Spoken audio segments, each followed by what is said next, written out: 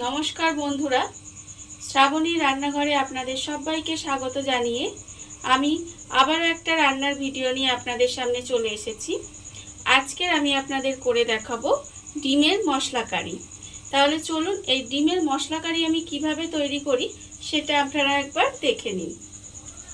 ডিমের মশলা কারি বানানোর জন্য প্রথমে আমি গ্যাসটা অন করে একটা কড়া বসিয়ে দিয়েছি। এবার আমি কড়ার মধ্যে দিয়ে দেব জল। বেশ কিছুটা পরিমাণের জল আমি কড়ার মধ্যে দিয়ে দেব।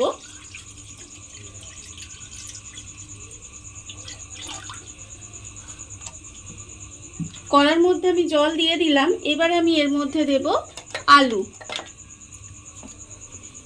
এখানে আমি দুটো বড় সাইজের আলু ডুমো ডুমো করে কেটে রেখেছি, সেই আলুটা আমি এর মধ্যে দিয়ে দিলাম।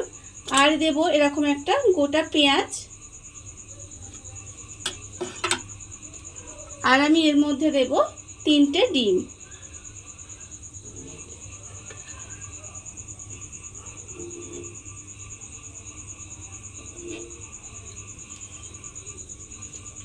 এবার আমি এর মধ্যে দেব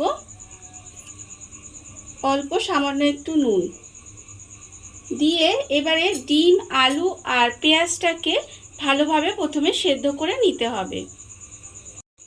ডিম, আলু আর পেঁয়াজটা খুব ভালোভাবে এখানে সেদ্ধ হয়ে গেছে। এবারে আমি আলুগুলো তুলে নেব।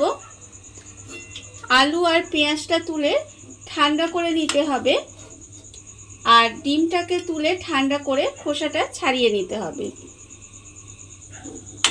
ডিম, আলু আর পেঁয়াজটা আমি ঠান্ডা করে নিয়েছি, আর ডিমটার খোসাও ভালোভাবে ছাড়িয়ে রেখে দিয়েছি। এবারে আমি ডিমটাকে এইভাবে মাঝখান থেকে প্রথমে চেলা করে নেব। এইভাবে ডিমটাকে আধখানা করে নিতে হবে প্রথমে।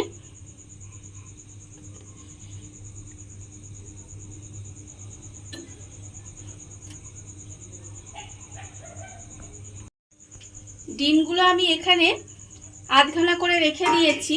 এবার আমি একটা এরকম বাটি নিয়ে নিয়েছি। বাটির মধ্যে নিয়ে নেব প্রথমে ময়দা। এখানে আমি 3 চামচ পরিমাণে ময়দা নিয়েছি। এইবারে আমি এর মধ্যে দিয়ে দেব অল্প সামান্য একটু নুন। আর আমি এর মধ্যে দেব অল্প একটু হলুদ গুঁড়ো, আর দেব অল্প একটু লঙ্কার গুঁড়ো দিয়ে খুব ভালোভাবে এটা মিশিয়ে নেব। মিশিয়ে নিয়ে এবার আমি এর মধ্যে দেব অল্প সামান্য একটু জল দিয়ে এটাকে একটা ব্যাটার তৈরি করে নিতে হবে। ময়দার ব্যাটারটা আমার তৈরি হয়ে গেছে। এবার এটাকে আমি আলাদা করে সরিয়ে রেখে দেব। ময়দার ব্যাটারটা আমি আলাদা করে সরিয়ে রেখে দিয়েছি। আর অন্যদিকে আবারও কিন্তু গ্যাসটা অন করে একটা কড়া বসিয়ে দিয়েছি। এইবার আমি কড়ার মধ্যে দিয়ে দেব সর্ষের তেল। বেশ অনেকটা পরিমাণের কিন্তু আমি সর্ষের তেল এখানে দিয়ে দিলাম। প্রায় 1 কাপ পরিমাণের সর্ষের তেল আমি এখানে দিলাম। এবারে আমি তেলটাকে প্রথমে একটু গরম হতে দেব। তেলটা আমার এখানে গরম হয়ে গেছে। এইবারে আমি যে ডিমগুলো এখানে আধখানা করে রেখে দিয়েছিলাম, সেই ডিমগুলো আমি এই ময়দার ব্যাটারের মধ্যে দেব। দিয়ে এবার এটাকে এইভাবে গরম তেলের মধ্যে দিয়ে দিতে হবে। দিয়ে ডিমটা কিন্তু আমি এইভাবে ভেজে নেব প্রথমে।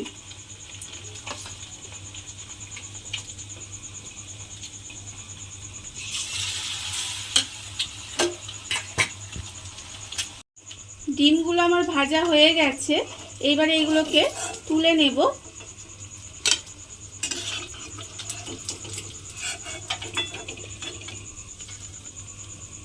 আর অন্যদিকে কিন্তু আবারও ডিমগুলো আমি এইভাবে প্রথমে সমস্ত ডিমগুলো ভেজে নেব।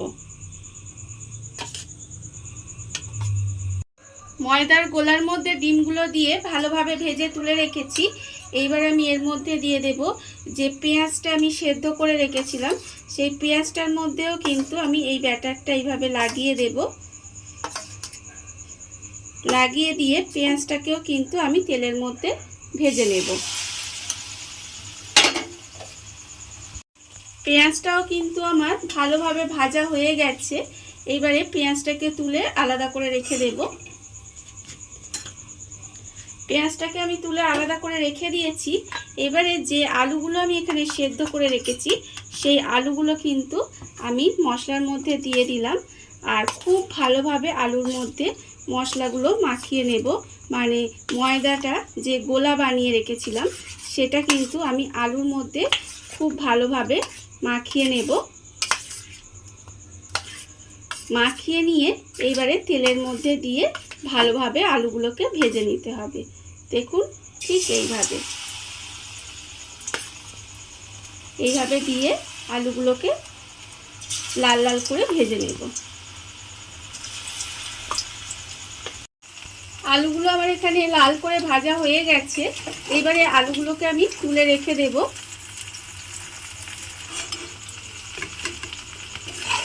আলুগুলো আমি এখানে ভেজে তুলে রেখে দিয়েছি। এবার আমি একটা মিক্সিং জার নিয়ে নিয়েছি। আমি একটা মশলা তৈরি করে নেব।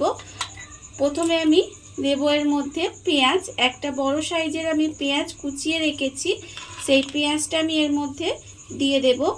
আর দেব 10 কোয়া মতো রসুন আর অল্প একটু আদা, আর দেব একটা ছোট সাইজের টমেটো দিয়ে এবারে একটা পেস্ট তৈরি করে নিতে হবে।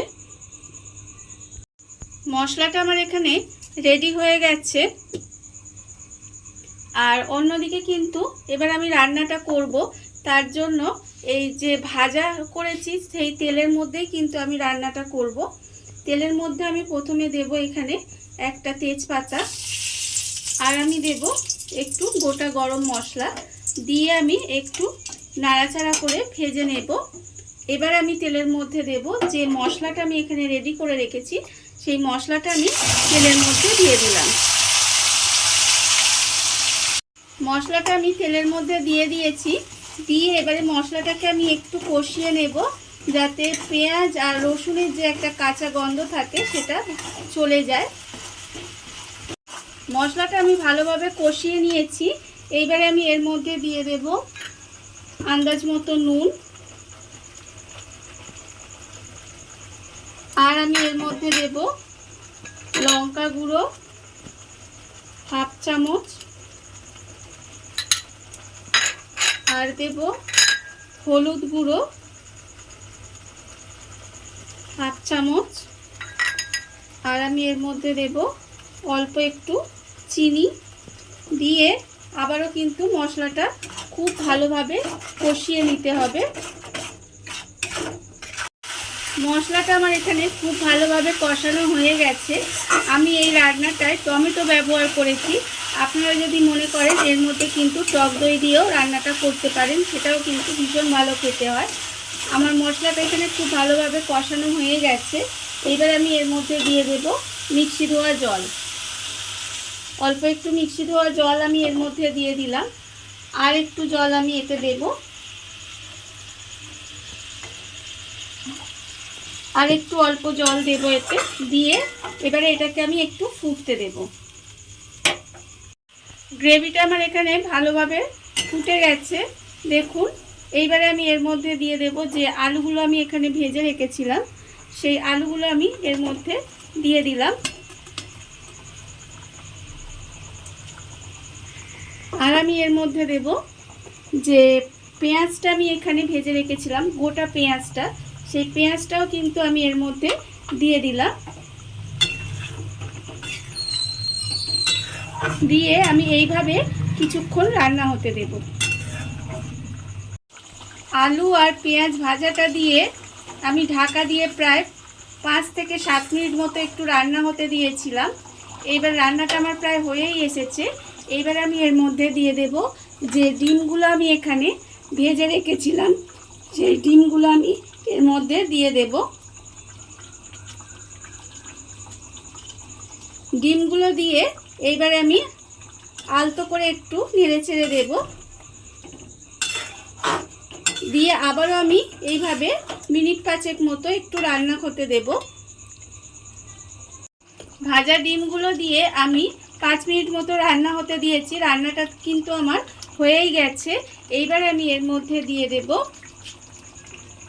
নামানোর আগে অল্প একটু গরম মশলা গুঁড়ো, আর আমি দিয়ে দেব একদম অল্প একটু ঘি। ওপর থেকে একটু ঘি ছড়িয়ে দিলাম, দিয়ে এটাকে মিশিয়ে গ্যাসটা অফ করে ঢাকা দিয়ে কিছুক্ষণ রেখে দিলেই কিন্তু আমার রান্নাটা রেডি হয়ে যাবে। দেখুন বন্ধুরা, বাড়িতে থাকা সামান্য কিছু উপকরণ দিয়ে কত সুন্দর একটা ডিমের মশলা কারি রেডি হয়ে গেছে, আপনারা দেখতেই পেলেন।